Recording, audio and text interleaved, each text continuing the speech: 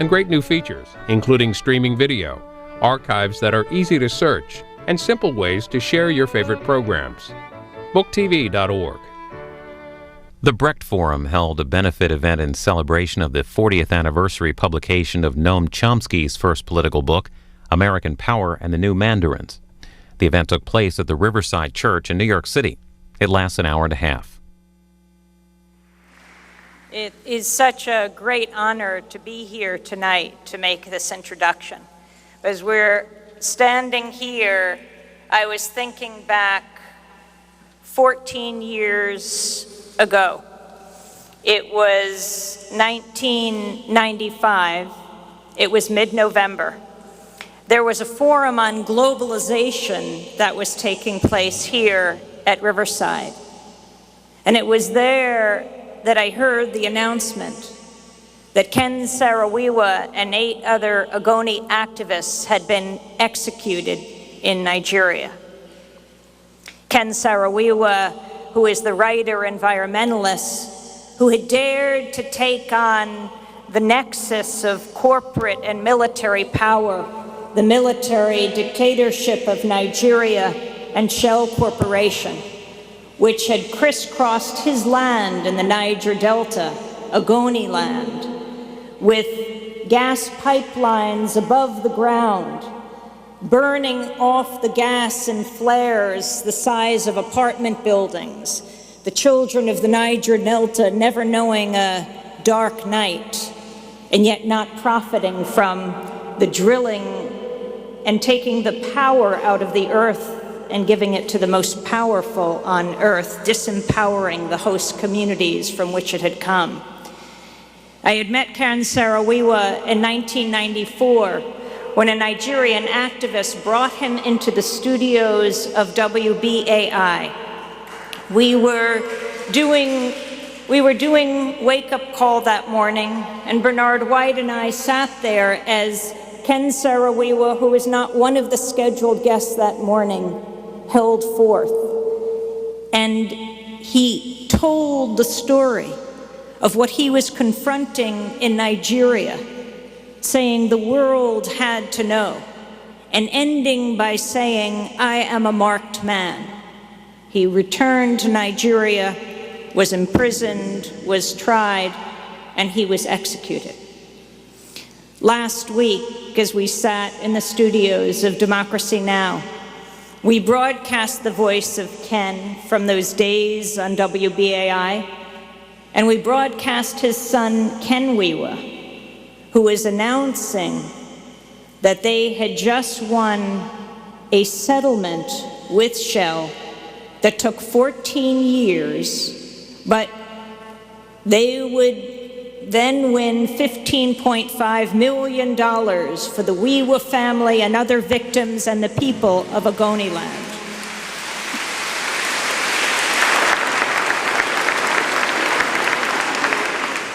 We also played the words of Ken Saro-Wiwa's father, Jim Wiwa, who Jeremy Scahill and I got to meet in the Niger Delta in Ogoni land when we visited 3 years after Ken's death, when Jim Wiwa said directly to us, "Shell is responsible for my son's death." And as we sat there listening to the father, the son, and the grandson, I was sitting next to Judith Brown Chomsky. She was our guest for the hour. Judith Brown Chomsky was one of the leading attorneys in this case that led to this landmark settlement. When I asked Noam tonight how he would like to be introduced, he said, "Tell them I'm the brother-in-law of Judith Brown Chomsky."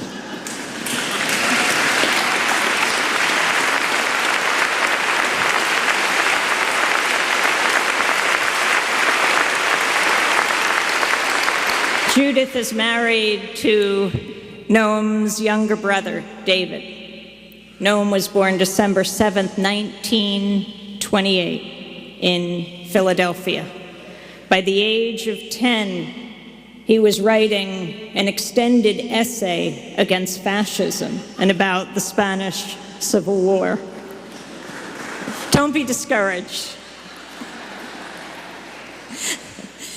At 14, he was getting his education, as he tells it, in the back of the 72nd Street subway station here in New York. You go out the front, that's where you go buy newspapers, in the front newspaper stand where people would rush by, buy their papers and go. But it was the back, less populated stand where the stragglers would be, where his uncle ran that newspaper stand. And they would sit and debate and discuss politics. That's where Noam says he was getting his education. I hear that they just opened the back again about 4 years ago, the south side of the 72nd Street subway station, but I understand they removed the newspaper stand. Maybe they're a little concerned about some young Chomskys getting educated for the future. Well, within 2 years, that education clearly got him far, because at 16, he was at the University of Pennsylvania. He went on to be to the Harvard Society of Fellows, where he continued his research into linguistics. By 1953, Chomsky had broken almost entirely from the field as it existed. He became a professor at the University of Massachusetts Institute of Technology in 1955 at the age of 26. I forgot to say he'd already gotten his PhD again at the University of Pennsylvania. And while he broke ground as a world-renowned linguist, shattering all previous paradigms in linguistics, in a world I know very little about, he was also taking on the war in Vietnam. So much so that his lifetime partner, his wife, Carol, went back to school to get her graduate degree in linguistics so that she could be, if need be, the breadwinner if Noam was imprisoned. That's how she described it. She went on to be a professor at the Harvard Graduate School of Education of Linguistics, and also broke ground on child language acquisition. Noam and Carol have known each other since I think he was 3. And he only lost Carol a few months ago. This lifetime partnership, a great model for relationships. His personal life, also a model for all of us of what it means to live a life of integrity. On Democracy Now!, we have interviewed Noam many times. And I think about 2002. It was around midnight. It was May 20th. Journalist Alan Nairn and I were in East Timor. It was a momentous time. After a quarter of a century of slaughter, of genocide, the people of East Timor were celebrating their freedom, those who had survived. The Indonesian military had killed off a third of the population. And I remember that night clearly as Kofi Annan, then UN Secretary General, took the stage as they were handing over the power from the United Nations to the people of East Timor, and then Shanana Gusmao, the rebel leader of East Timor, the founding president of East Timor, ascended to the podium and unfurled the flag of the Democratic Republic of East Timor. The light of the fireworks was reflected in the tear-stained faces of the people of Timor. They had resisted and they had won at an unbelievably high price, but they had won.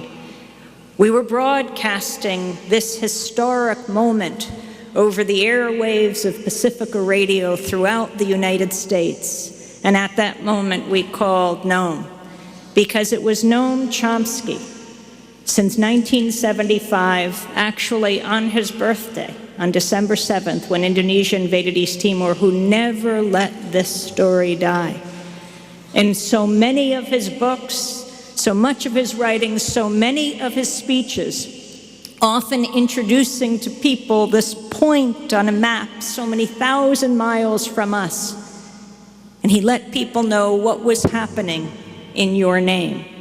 It was Noam who told us about what was happening in Timor and led us to take those trips to try to expose what was happening. And I bet almost everyone here tonight in this sanctuary has a story about discovering Noam's writings or his voice or his words and how it has changed your life. When I am most affected as I travel the country are the young soldiers who come up to me. And when I ask them what made the difference, why they turned, how they could be so brave and courageous and resisting war, so often these young men and women will say, someone handed me a book of Noam Chomsky.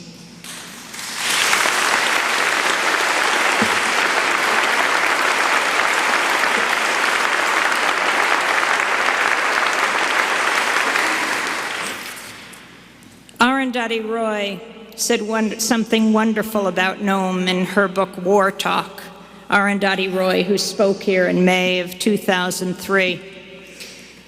She has a chapter, The Loneliness of Noam Chomsky, where she writes, when I first read Noam Chomsky, it occurred to me that his marshaling of evidence, the volume of it, the relentlessness of it, was a little, how shall I put it, insane.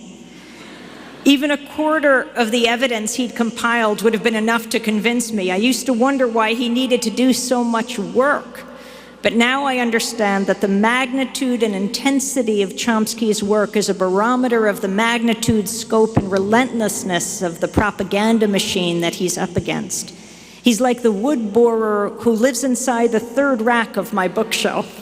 Day and night, I hear his jaws crunching through the wood, grinding it to fine dust. It's as though he disagrees with the literature and wants to destroy the very structure on which it rests. I call him Chomsky. Being an American, working in America, writing to convince Americans of his point of view must really be like having to tunnel through hard wood. Chomsky is one of a small band of individuals fighting a whole industry, and that makes him not only brilliant, but heroic.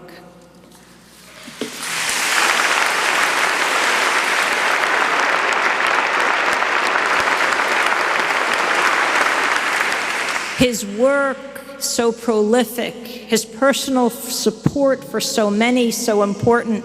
Just this afternoon, Norm Finkelstein was telling me how he had visited Noam one summer at the beginning, went away, came back at the end, and Noam had already written 2 books. And so he said to a friend, Noam just finished 2 books. And his friend said, so I read 2 books this summer too. He said, no, but he wrote them. And I think of calling Noam Chomsky in Turkey. It was February of 2002. He had not just gone there to speak, but to stand with a young publisher named Fatih Tas, who was facing years in prison for publishing Noam Chomsky's work. I called Noam to interview him before he went to court, not knowing what would happen to him as well. When I rang him up, he answered the phone and he said, Amy, do you know what time it is? I thought I had calculated correctly. He said, it's 4 a.m. I said, I can call you back. He said, no, I'm up now. Let's talk. But it's that bravery, that courage, Noam's resistance to the war in Vietnam and his writing about the wars in Vietnam, the death squads in Latin America, what happened to Vietnam and Cambodia, what is happening today in Israel and Palestine, his opposition to the wars in Iraq, his relentlessness that is such an inspiration to us all. I think looking at the Essential Chomsky, edited by Anthony Arnove, this bookcase that is on the cover is filled with Noam Chomsky's books. He's written over 100 of them. And it's not just writing, because when he explodes the lies, he is saving lives, because the lies take lives. I don't know who said this quote, but someone once said, I think back on my life at all the times I thought I went too far, And I realize now I didn't go far enough. Well, I think Noam Chomsky has clearly gone the distance. And as we celebrate his 80 years, I am encouraged by a woman who told me about celebrating her grandmother's 106th birthday. And her grandmother stood up at her party and said, "Ah, to be 100 again." We look forward to hearing Noam Chomsky for many years to come, beginning with tonight. Noam Chomsky.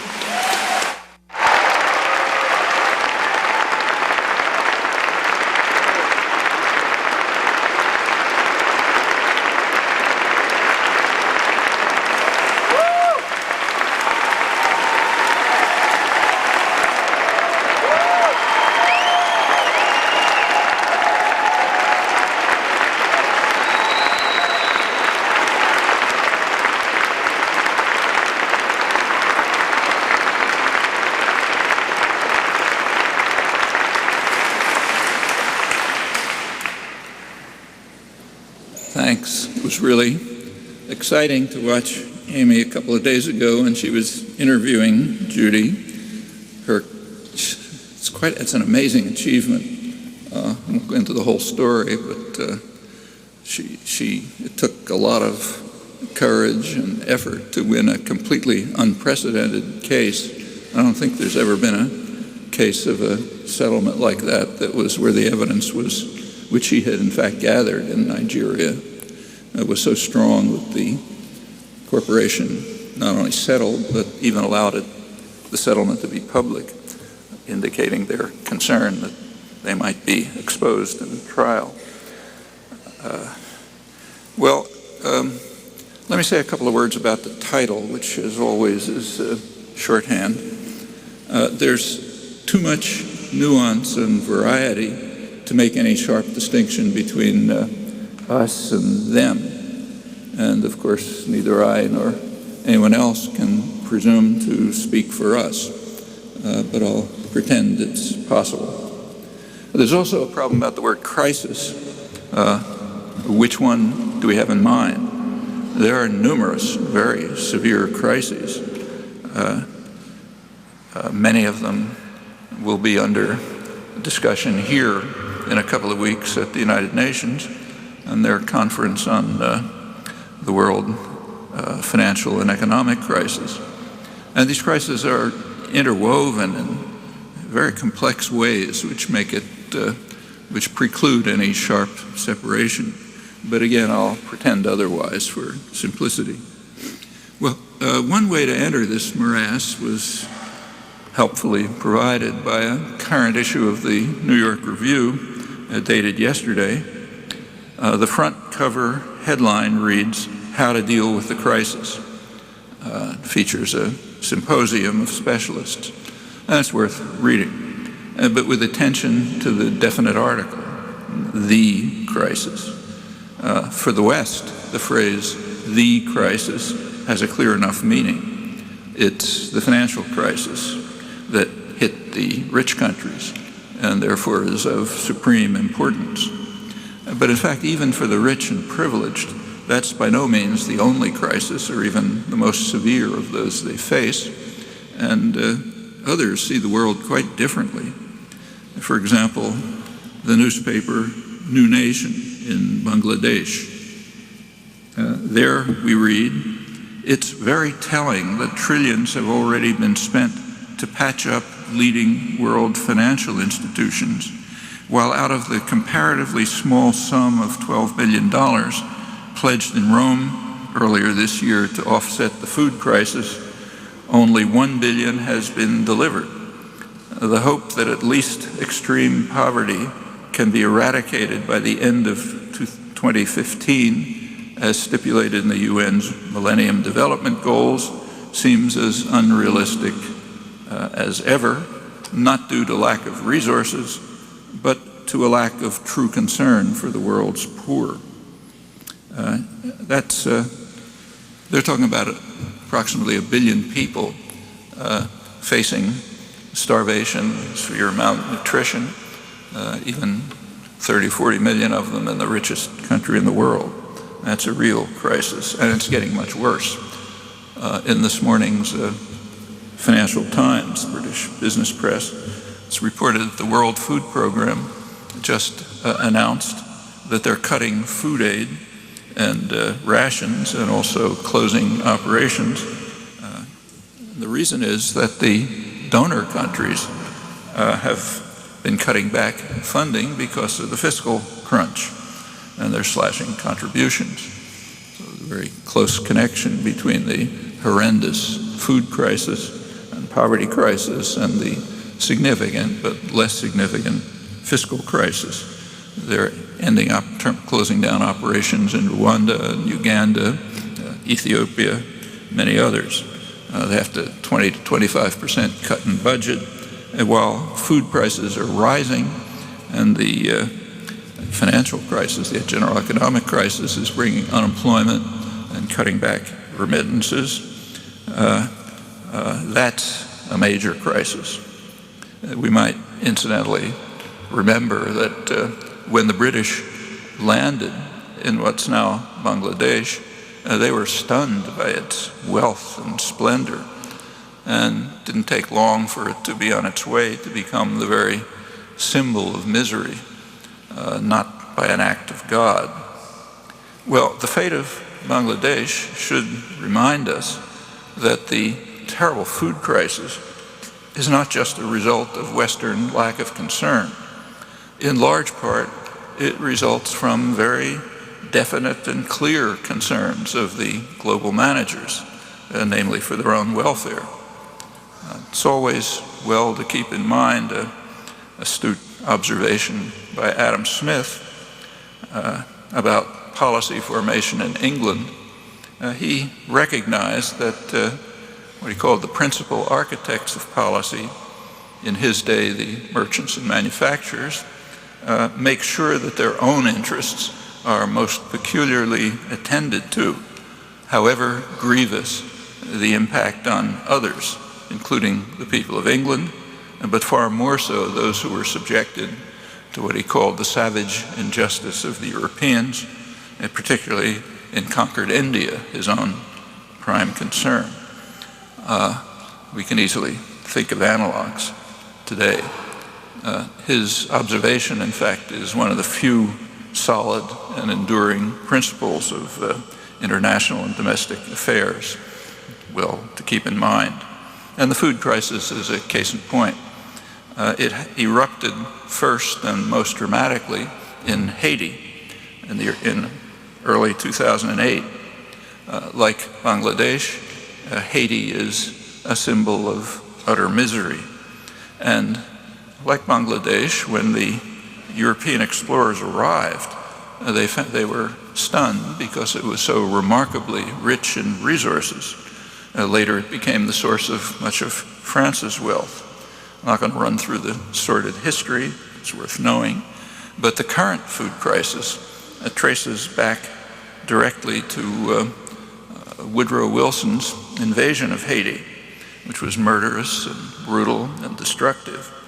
Among Wilson's many crimes was to dissolve the Haitian parliament at gunpoint because it refused to pass what was called progressive legislation, which would allow U.S. businesses to take over Haitian lands. Wilson's Marines then ran a free election in which the legislation was passed by 99.9% of the vote. That's of the 5% of the population permitted to vote. All of this comes down to us as what's called Wilsonian idealism. Later, U.S. aid instituted programs in Haiti to turn it under the slogan of turning Haiti into the Taiwan of the Caribbean by adhering to the sacred principle of comparative advantage. That is, they should import from the United States while working people, mostly women, slaved under miserable conditions in U.S.-owned assembly plants. Haiti's first free election in 1990 threatened these economically rational programs. The poor majority made the mistake of entering the political arena and electing their own candidate, Jean-Bertrand Aristide, a populist priest.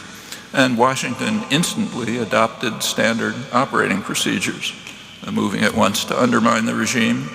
A couple of months later came the military coup, instituting a horrible reign of terror, which was backed by Bush. Bush won, and even more so by Clinton. By 1994, Clinton decided that the population was sufficiently intimidated, and he sent U.S. forces to restore the elected president. That's now called a humanitarian intervention, but on very strict conditions, namely that the president accept a very harsh neoliberal regime, in particular, no protection for the economy. Haitian rice farmers are quite efficient, but they can't compete with U.S. agribusiness that relies on a huge government subsidy, thanks to Ronald Reagan's free market enthusiasms. Well, there's nothing at all surprising about what followed next. In 1995, U.S. aid wrote a report pointing out, I'm quoting it, that the export-driven trade and investment policy that Washington mandated will relentlessly squeeze the domestic rice farmer. In fact, the neoliberal policies rammed down Haiti's throat, dismantled what was left of economic sovereignty, drove the country into chaos, and that was accelerated by Bush #2's banning of international aid on totally cynical grounds. In February 2004, the two traditional torturers of Haiti, France and the United States, combined to back a military coup and send President Aristide off to Africa. The U.S. denies him permission to return to the entire region.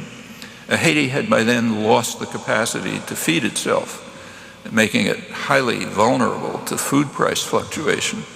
That was the immediate cause of the 2008 food crisis, which led to riots and enormous protests, but not getting food.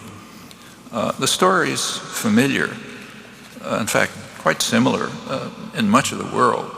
So going back to the Bangladesh newspaper, it's true enough that the food crisis results from a Western lack of concern. A pittance by our standards would overcome its worst immediate effects. But more fundamentally, it results from the dedication to Adam Smith's principles of business-run state policy. These are all matters that we too easily evade.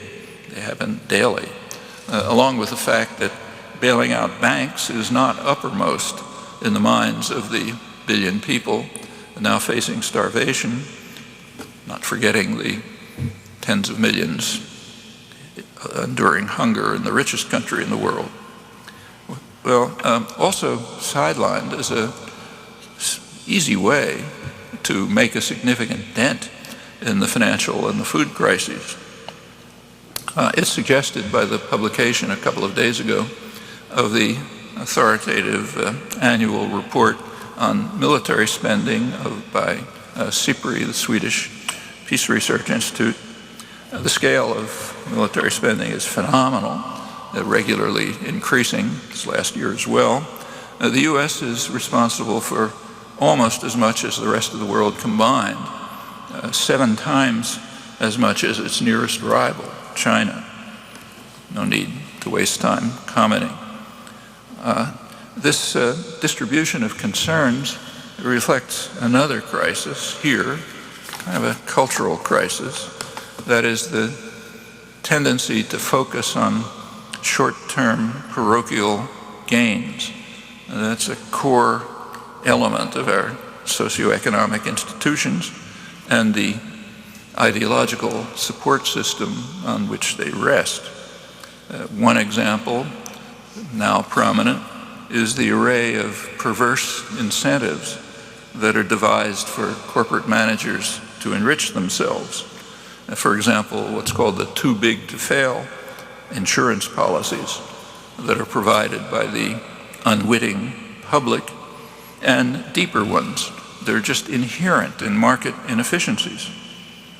One such inefficiency, now recognized to be one of the roots of the financial crisis, is the underpricing of systemic risk, a risk that affects the whole system. So, for example, and that's general, like if you and I make a transaction, say you sell me a car, we may make a good deal for ourselves, but we don't price into that transaction the cost to others. And there's a cost. Pollution, congestion, raising the price of gas, all sorts of other things. Killing people in Nigeria because we're getting the gas from them. That doesn't count when we don't count that in. That's an inherent market inefficiency, one of the reasons why markets can't work. And when you turn to the financial institutions, it can get quite serious. So it means that, say, Goldman Sachs, if they're managed properly, if they make a risky loan, they calculate the potential cost to themselves if the loan goes bad, but they simply don't calculate the impact on the whole financial system. And we now see how severe that can be. Not that it's anything new. In fact, this inherent deficiency of markets, this inefficiency of markets is perfectly well known. 10 years ago, at the height of the euphoria about efficient markets, two prominent economists, John Eatwell and Lance Taylor, they wrote an important book called Global Finance at Risk, in which they spelled out the consequences of these market inefficiencies, which we now see, and they outlined means to deal with them. These proposals were exactly contrary to the deregulatory rage that was then being carried forward by the Clinton administration under the leadership of those who Obama has now called upon to put Band-Aids on the disaster that they helped create.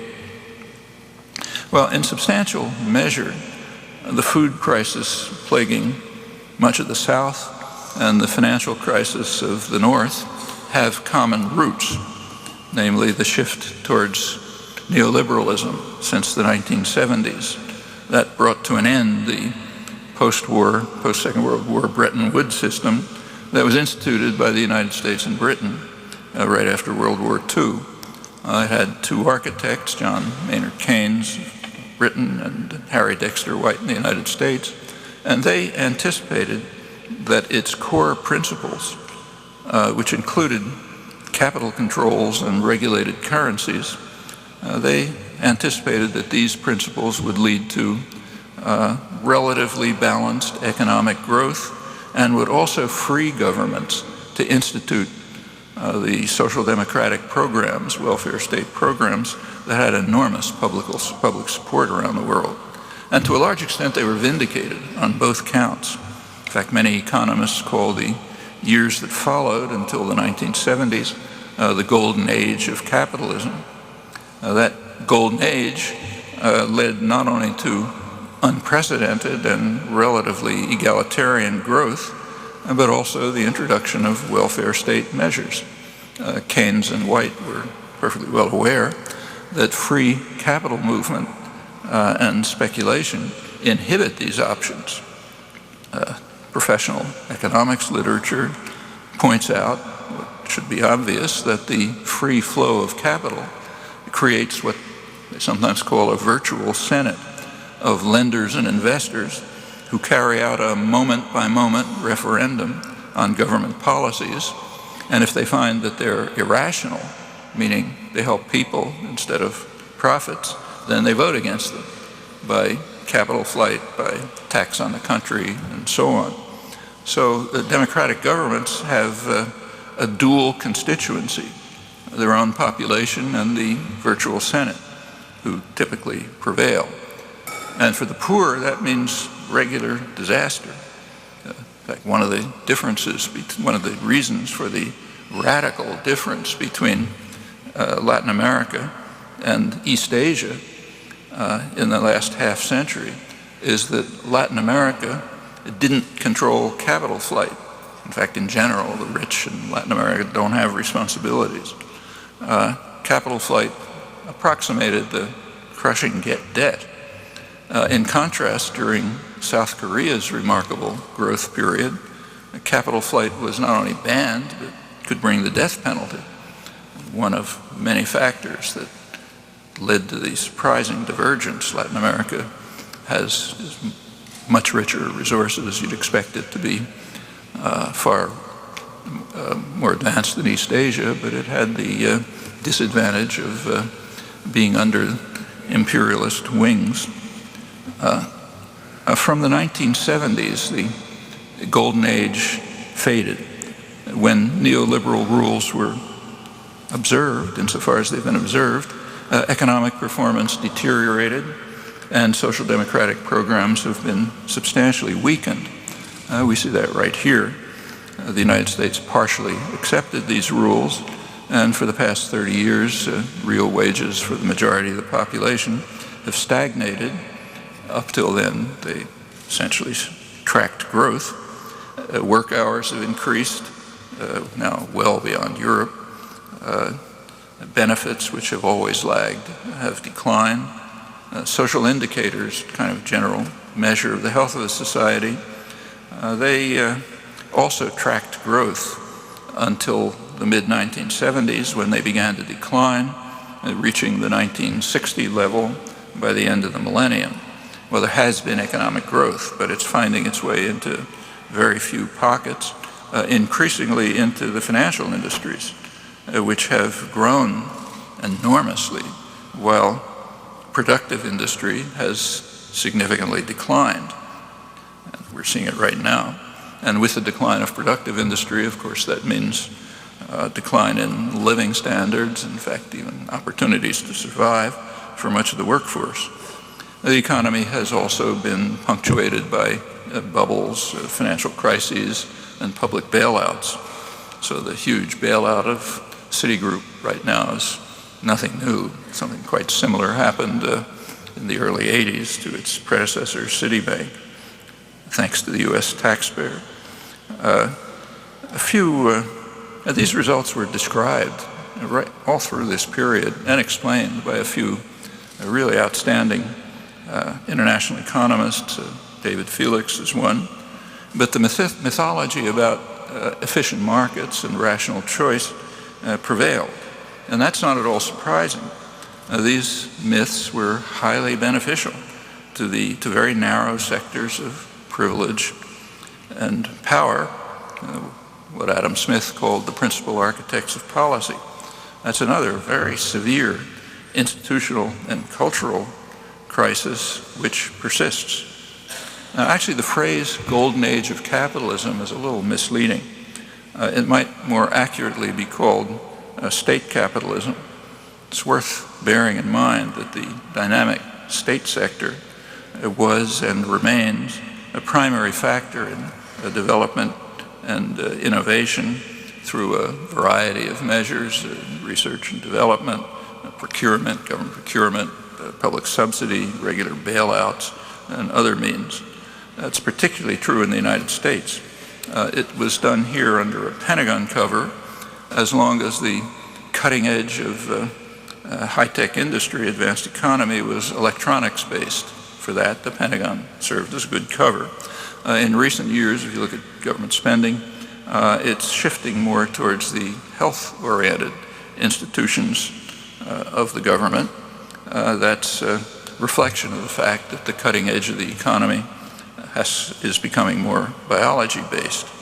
That includes computers, the internet, satellites, most of the rest of the IT revolution that finally exploded in the late 90s in a tech bubble, but also much else, civilian aircraft, advanced machine tools, pharmaceuticals, biotechnology, and a lot more. The crucial role of the state in economic development should be kept in mind when we read these days dire warnings about government intervention in the financial system after private management has once again driven it to ruins. This time, an unusually severe crisis and one that harms the rich, not just the poor, so it merits special concern. It's also worth recalling that large-scale state intervention in the economy is nothing new. On the contrary, it's always been a central factor in economic development. It's a matter, I wish I had time to, there's no time to review it here, but the history, which I'll skip, is quite instructive. These state-guided modes of economic development require considerable deceit in a society where the public can't be controlled by force. So people can't be told that the advanced economy relies heavily on the principle that the population pays the costs and takes the risks, and that the profit is eventually privatized. And eventual can be a long time, sometimes decades, as in the case of computers and the internet, for example. After World War II, Americans were told that their taxes were going to support defense against monsters about to overcome us. That's why I was under a Pentagon cover.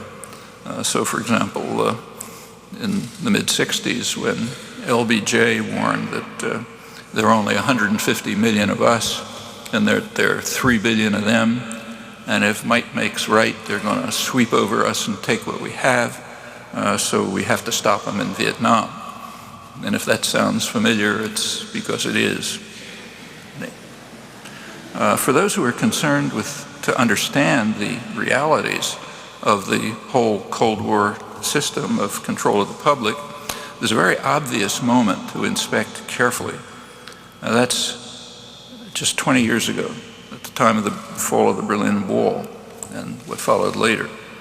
Now, this celebration of the 20th anniversary this November, it's already begun with ample coverage, and it's surely going to increase as the date approaches. But the very revealing policy implications of what followed have been ignored, as in the past, and probably this coming November, except on Democracy Now. What happened after the Berlin Wall fell? Well, the Bush 1 administration reacted immediately. It issued a new national security strategy and a budget proposal, which is laid out what our new course will be after the collapse of what Kennedy called the monolithic and ruthless conspiracy to conquer the world, Reagan's evil empire. It was gone. And now that it was gone, the whole framework of propaganda collapsed. So what was the response of the planners in the Bush administration? Very straightforward. In brief, everything will go on exactly as before, but with new pretexts. So we still need the same huge military system, but for a new reason. Literally, because of the technological sophistication of third world powers. Nobody laughed. We have to maintain what they called the defense industrial base. It's a standard euphemism for high-tech industry. The system whereby the public pays the costs and takes the risks, and high-tech industry gets the profits. We also have to maintain intervention forces directed mostly at the Middle East. And then comes this interesting phrase, directed at the Middle East, where the threats to our interests that required military intervention could not be laid at the Kremlin's door. In other words, sorry folks, we've been lying to you for 50 years, but now the clouds have lifted so you can see if you choose to, and few chose to.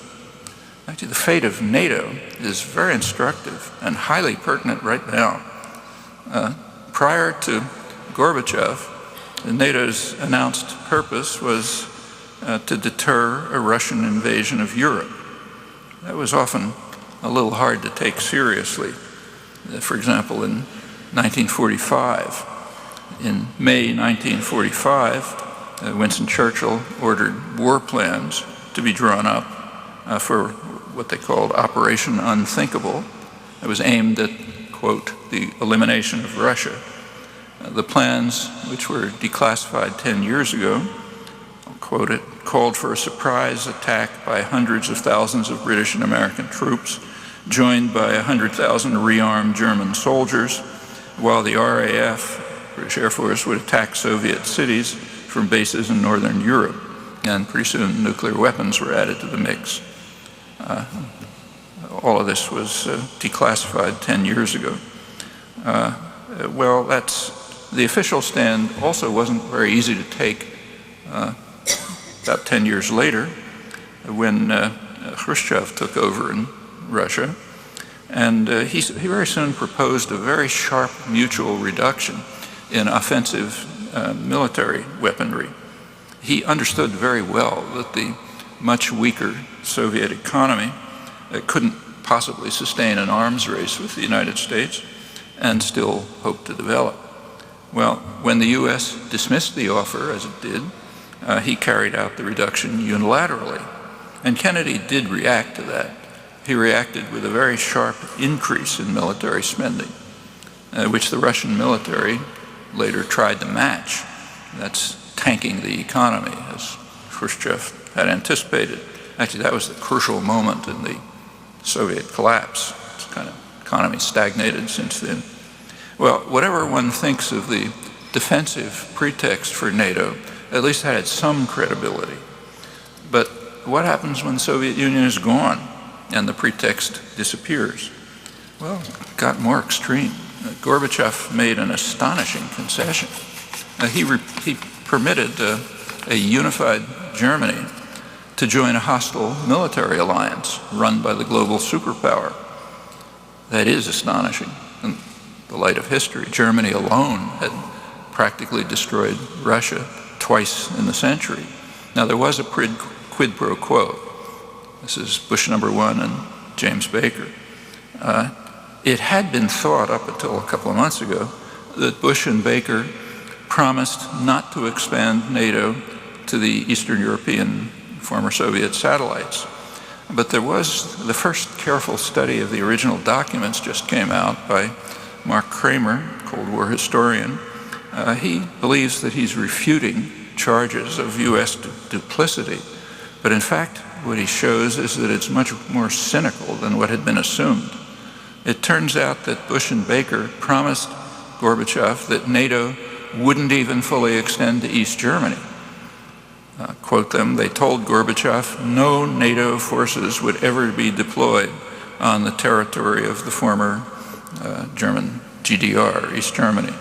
NATO's jurisdiction or forces would not move eastward. They also assured Gorbachev that NATO would be transforming itself into a more political organization. Well, there's no need to comment on that promise, but what follows tells us a lot more about the Cold War and its aftermath. Right after that, Clinton came into office. And one of the first things he did was to begin the expansion of NATO to the east in radical violation of the commitment. Process accelerated with Bush's general aggressive militarism. Russia, these are severe security threat to Russia. It naturally reacted by developing more offensive military capacity. All of this is a serious threat to human survival. Obama's national security advisor, James Jones, he has a still more expansive conception. He calls for expanding NATO further to the east and the south, becoming in effect a US-run global intervention force, as it is today in Afghanistan. The Secretary General of NATO, Dutch officer De Hoop Scheffer, he informed the NATO meeting that NATO troops have to guard pipelines that transport oil and gas that's directed for the West. And more generally, NATO has to protect sea routes used by tankers and other crucial infrastructure of the global energy system. All of that just opens up a new phase of Western imperial domination. Actually, the polite term for it is bringing stability and peace. That's what's happening now. In AFPAC, Afghanistan, Pakistan, as the region's now called, Obama is building enormous new embassies and other facilities on the model of the city within a city in Baghdad. These are like no embassies anywhere in the world. And they are signs of an intention to be there for a long time. Right now in Iraq, something interesting is happening. Obama's pressing the Iraqi government not to permit the referendum that's required by the Status of Forces Agreement. That's an agreement that was forced down the throats of the Bush administration, which had to formally renounce its primary war aims in the face of massive Iraqi resistance. Washington's current objection to the referendum was explained 2 days ago by New York Times correspondent Alyssa Rubin. Obama fears that the Iraqi population might reject the provision that delays U.S. troop withdrawal to 2012. They might insist on immediate departure of U.S. forces. Iraqi analyst in London, the head of the Iraqi Foundation for Democracy and Development in London, is quite pro-Western. He explained, this is an election year for Iraq. No one wants to appear that he's appeasing the Americans. Anti-Americanism is popular now in Iraq, as indeed it's been throughout. Facts that are familiar to anyone who's read the Western-run polls, including Pentagon-run polls. Well, the current U.S. efforts to prevent the legally required referendum are extremely revealing. Sometimes they're called democracy promotion. Well, while Obama's signaling very clearly his intention to establish a firm and large-scale presence in the region, he's also, as you know, sharply escalating the AfPak war, following Petraeus' strategy to drive the Taliban into Pakistan with potentially awful results for this extremely dangerous and unstable state, which is facing insurrections throughout its territory. These are the most extreme in the tribal areas, which cross the AfPak border. It's an artificial line imposed by the British called the Durand Line. And the same people live on both sides of it, Pashtun tribes, and they've never accepted it. In fact, the Afghanistan government never accepted it either, as long as it was independent. Well, that's where most of the fighting's going on.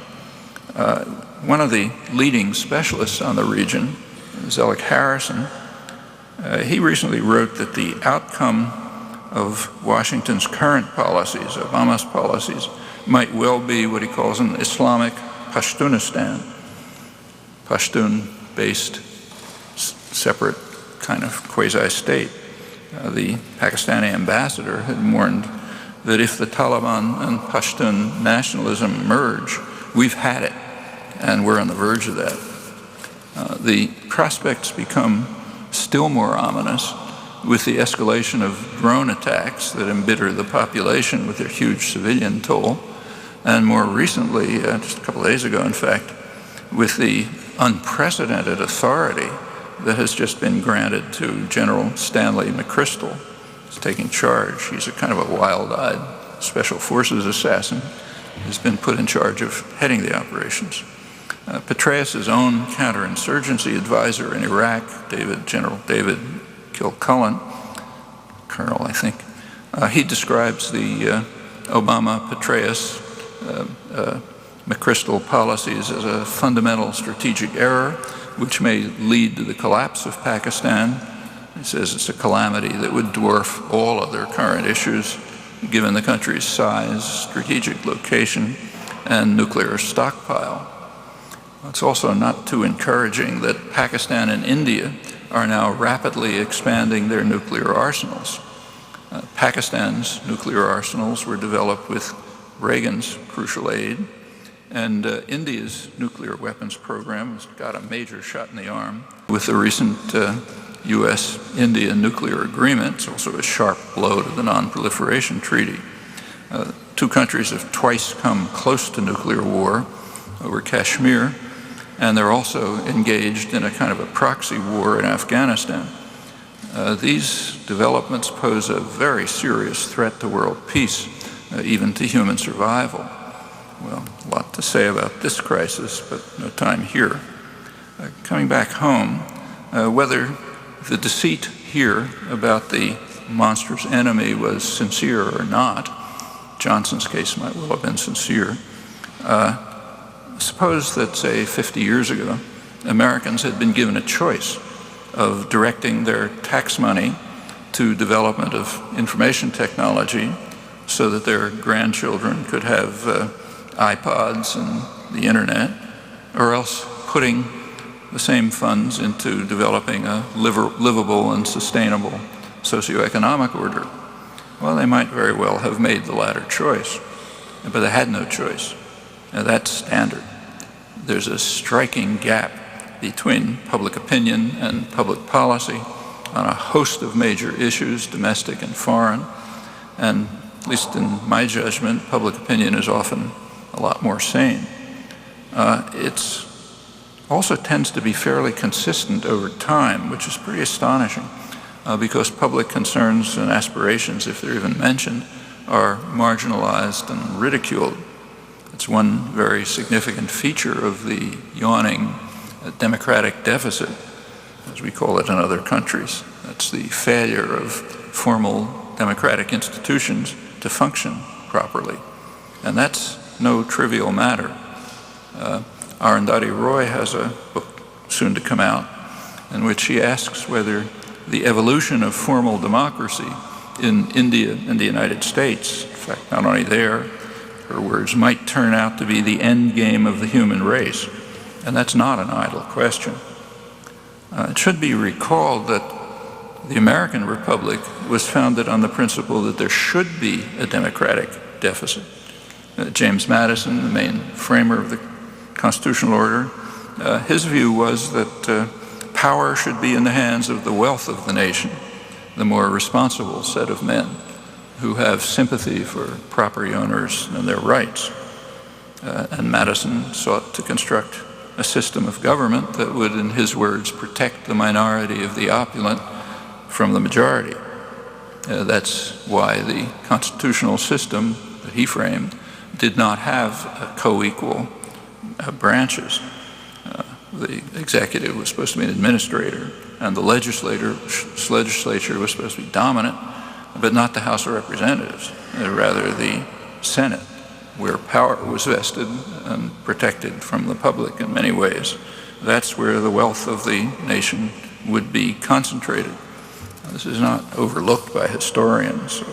Gordon Wood, for example, summarizes the thoughts of the founders, saying that the Constitution was intrinsically an aristocratic document designed to check the democratic tendencies of the period, delivering power to a better sort of people and excluding those who were not rich, well-born, or prominent from exercising political power. Well, all through American history, there's been a constant struggle over this constrained version of democracy, and popular struggles have won a great many rights. Nevertheless, concentrated power and privilege clings to the Madisonian conception. It changes form as circumstances change. By World War II, there was a significant change. Business leaders and elite intellectuals recognized that the public had won enough rights so that they can't be controlled by force. So it would be necessary to do something else, namely to turn to control of attitudes and opinions. These were the days when the huge public relations industry emerged in the freest countries in the world, Britain and the United States, where the problem was most severe. The public relations industry was devoted to what Walter Lippmann approvingly called a new art in the practice of democracy, the manufacture of consent. It's called the engineering of consent, in the phrase of his contemporary, Edward Bernays, one of the founders of the PR industry. Both Lippmann and Bernays had taken part in Woodrow Wilson's state propaganda agency, which Committee on Public Information was its Orwellian term. It was created to try to drive a pacifist population to jingoist fanaticism and hatred of all things German. And it succeeded brilliantly, in fact.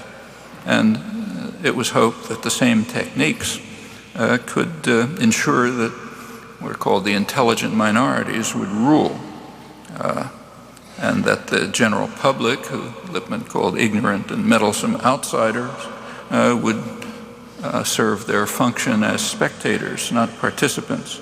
These are all very highly respected progressive essays on democracy by a man who was the leading public intellectual of the 20th century and was a Wilson, Roosevelt, Kennedy progressive, as Bernays was. And they capture the thinking of progressive opinion. So President Wilson, he held an elite of gentlemen with elevated ideals must be empowered to preserve stability and righteousness, essentially the perspective of the Founding Fathers. In more recent years, the gentlemen are transmuted into the technocratic elite and the action intellectuals of Camelot, Straussian neocons, other configurations, but throughout one or another variant of the doctrine prevails. The quote from Samuel Huntington that you heard as an example.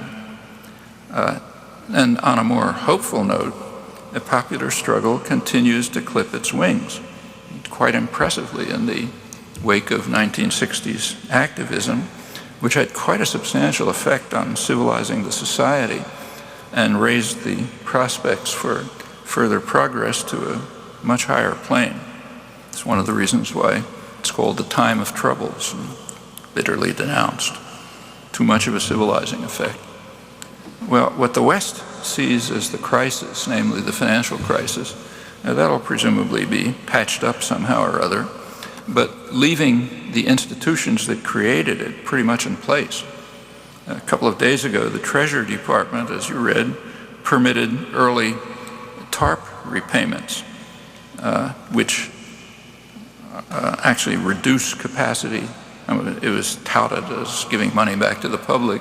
In fact, as was pointed out right away, it reduces the capacity of banks to lend, although it does allow them to pour money into the pockets of the few who matter. And the mood on Wall Street was captured by two Bank of New York employees who predicted that their lives and pay would improve even if the broader economy did not. That's paraphrasing Adam Smith's observation that the architects of policy protect their own interests, no matter how grievous the effect on others. And they are the architects of policy. Obama made sure to staff his economic advisors from that sector,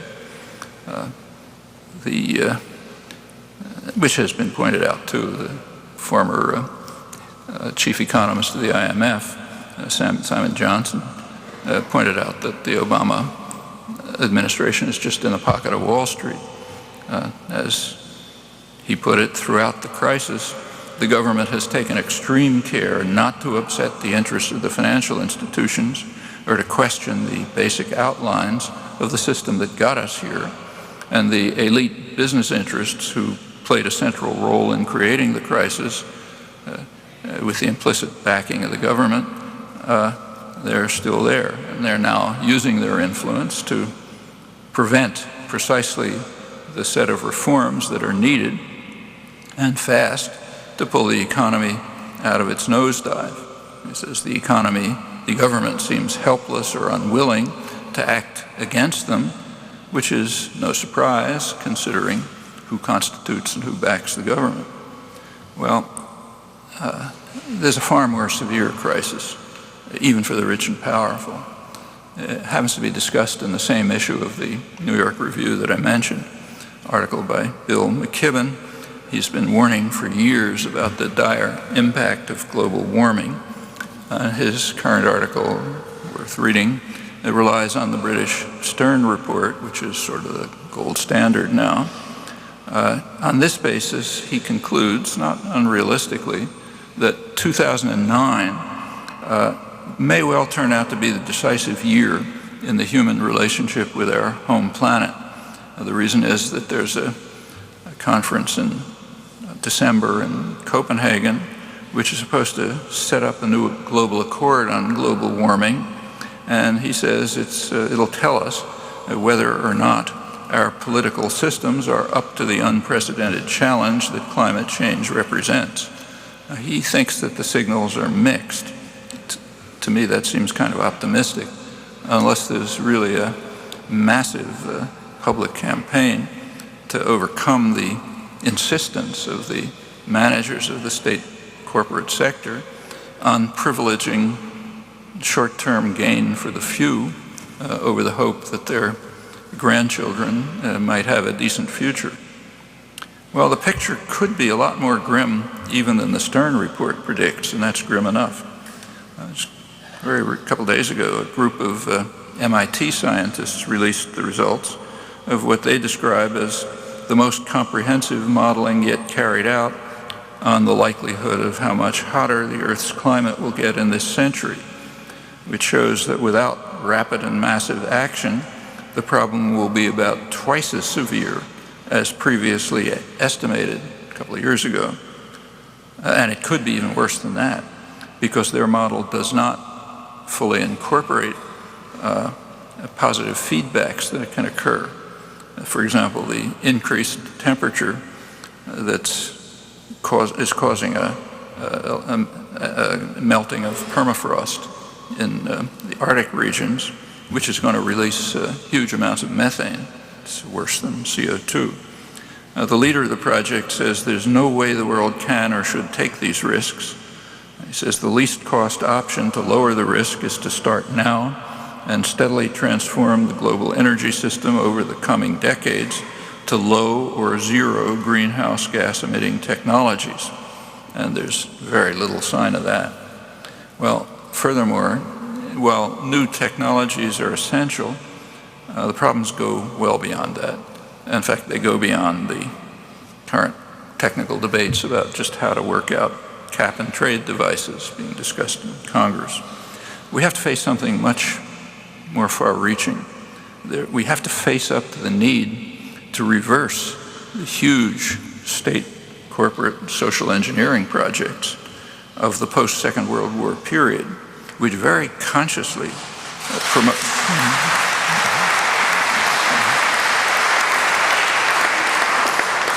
They very consciously promoted an energy wasting and environmentally destructive fossil fuel economy. It didn't happen by accident.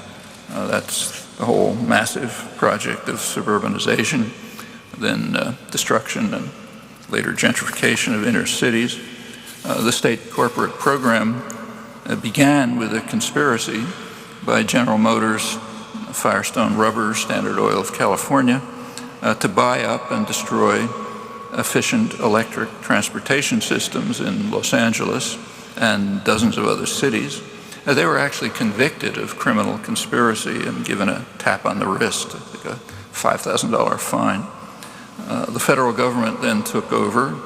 It relocated infrastructure and capital stock to suburban areas and also created a huge interstate highway system under the usual pretext of defense.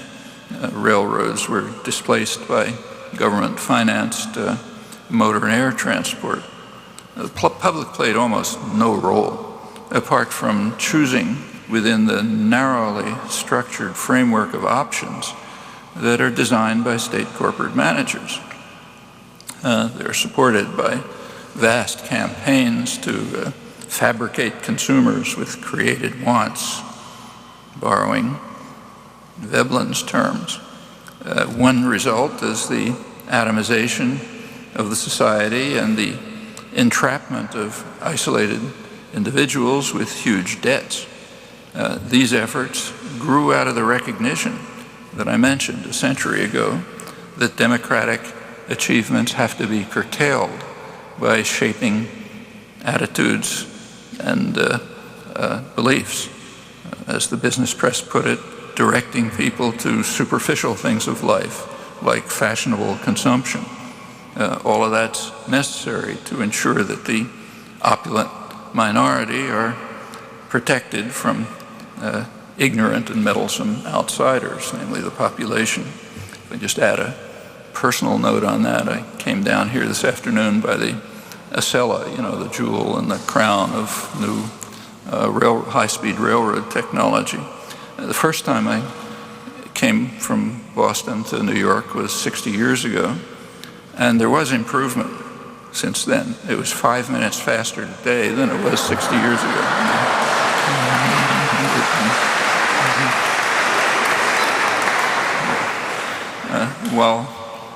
While state corporate power was vigorously promoting privatization of life and maximal waste of energy, it was also undermining the efficient choices that the market doesn't and can't provide. That's another highly destructive built-in market inefficiency. So to put it simply, if I want to get home from work in the evening, the market does allow me a choice between, say, a Ford and a Toyota, but it doesn't allow me a choice between a car and a subway, which would be much more inefficient. And maybe everybody wants it, but the market doesn't allow that choice. That's a social decision. And in a democratic society, it would be the decision of an organized public. But that's just what the elite attack on democracy seeks to undermine. Now, these consequences are right before our eyes in ways that are sometimes surreal. A couple of weeks ago, the Wall Street Journal had an article reporting that the U.S. transportation chief is in Spain. He's meeting with high-speed rail suppliers. Europe's engineering and rail companies are lining up for some potentially lucrative U.S. contracts for high-speed rail projects. At stake is $13 billion in stimulus funds that the Obama administration is allocating to upgrade existing rail lines and build new ones that would one day rival Europe's. So think what's happening. Spain and other European countries are hoping to get U.S. taxpayer funding for high-speed rail and related infrastructure. And at the very same time, Washington is busy dismantling leading sectors of U.S. industry, ruining the lives of workers and communities who could easily do it themselves. It's pretty hard to conjure up a more damning indictment of the economic system that's been constructed by state corporate managers. Surely the auto industry could be reconstructed to produce what the country needs using its highly skilled workforce.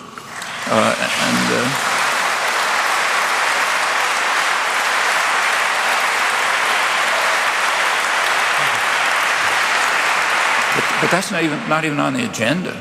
It's not even being discussed. Rather, we'll go to Spain and we'll give them taxpayer money for them to do it while we destroy the capacity to do it here. It's been done before. So during World War II, it was kind of a semi-command economy, government-organized economy. That's what happened. The industry was reconstructed for the purpose of war dramatically. It not only ended the Depression, but it initiated the most spectacular period of growth in economic history. In 4 years, U.S. industrial production just about quadrupled, and that as the economy was retooled for war, and that laid the basis for the golden age that followed. Well, warnings about the purposeful destruction of U.S. productive capacity have been familiar for decades, maybe most prominently by the late Seymour Melman, who many of us knew well. Melman was also one of those who pointed the way to a sensible way to reverse the process. This state corporate leadership, of course, has other commitments, but there's no reason for passivity on the part of the public, the so-called stakeholders, workers, and community. I mean, with enough popular support, they could just take over the plants and carry out the task of reconstruction themselves.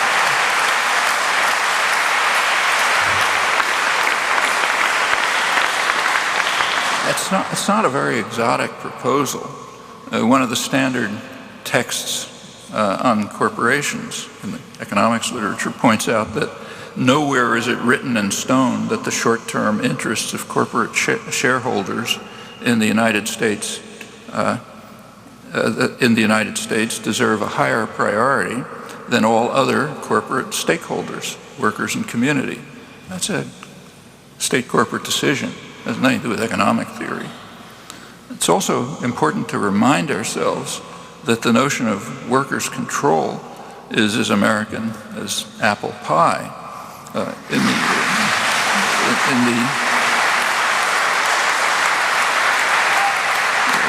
kind of impressed, but it's there.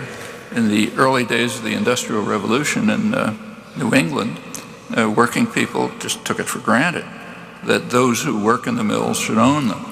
And they also regarded wage labor as different from slavery only in that it was temporary. Also Abraham Lincoln's view.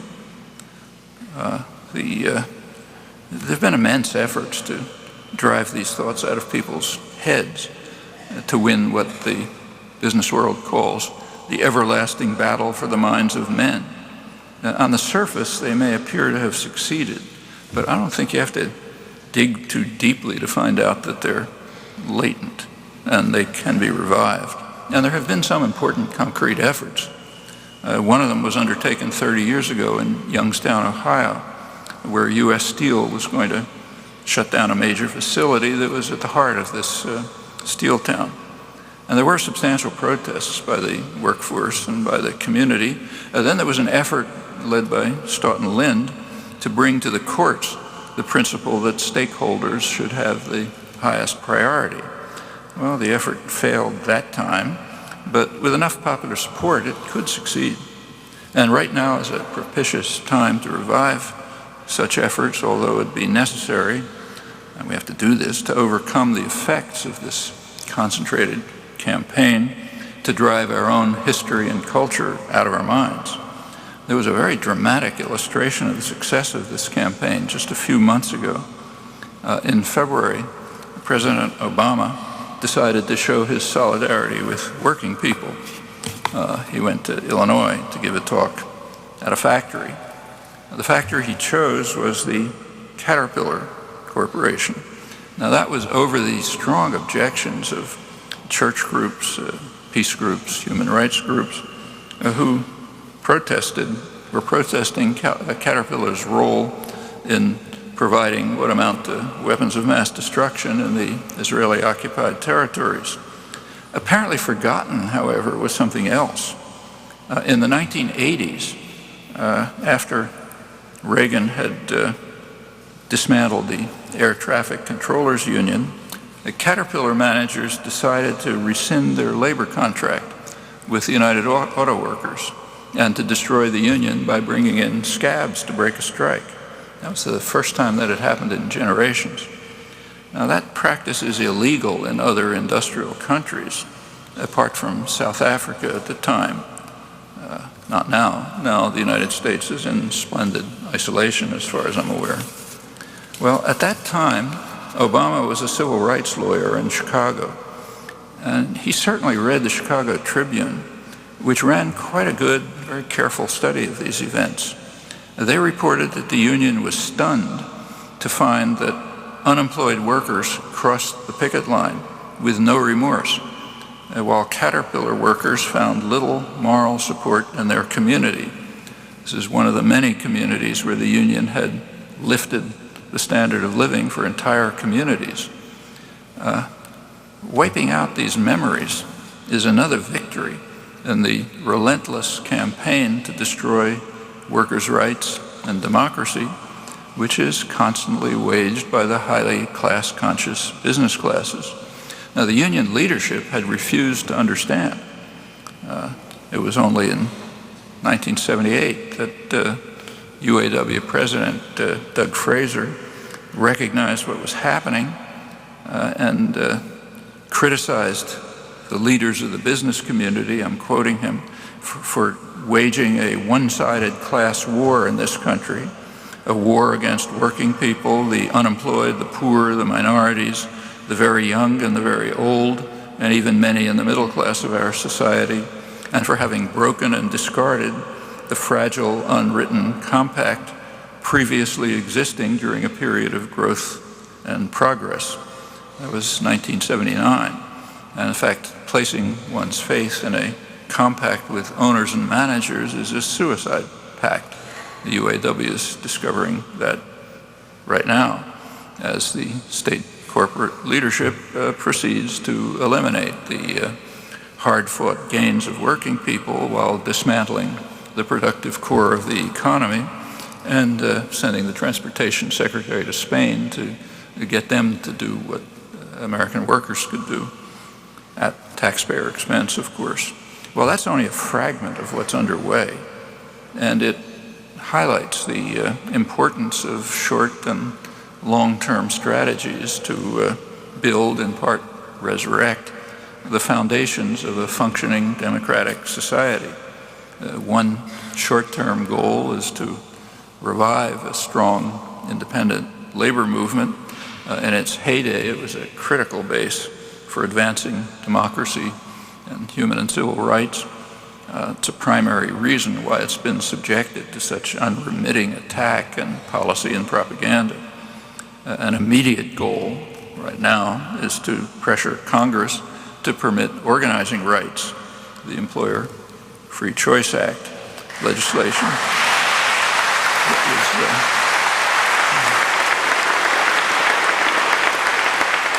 that was promised, but now seems to be languishing. And a longer-term goal is to win the educational and cultural battle that's been waged with such bitterness in the one-sided class war that the UAW president perceived far too late. That means tearing apart an enormous edifice of delusions about markets, free trade, and democracy that's been assiduously constructed over many years, and to overcome the marginalization and atomization of the public. Now, of all the crises that afflict us, I think my own feeling is that this growing democratic deficit may be the most severe. Unless it's reversed, Arundhati Roy's forecast might prove accurate, and not in the distant future. The conversion of democracy to a performance in which the public are only spectators might well lead to, inexorably, to what she calls the end game for the human race. Thanks.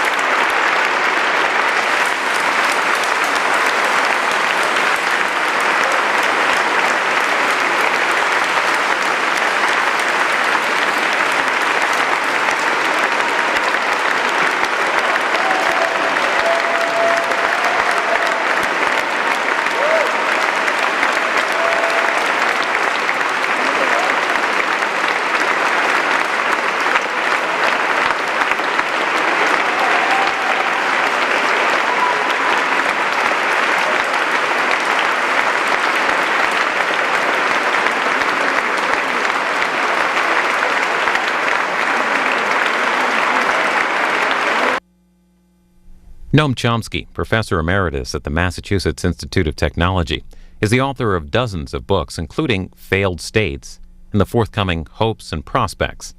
The Brecht Forum, which promotes social justice activism, hosted this event.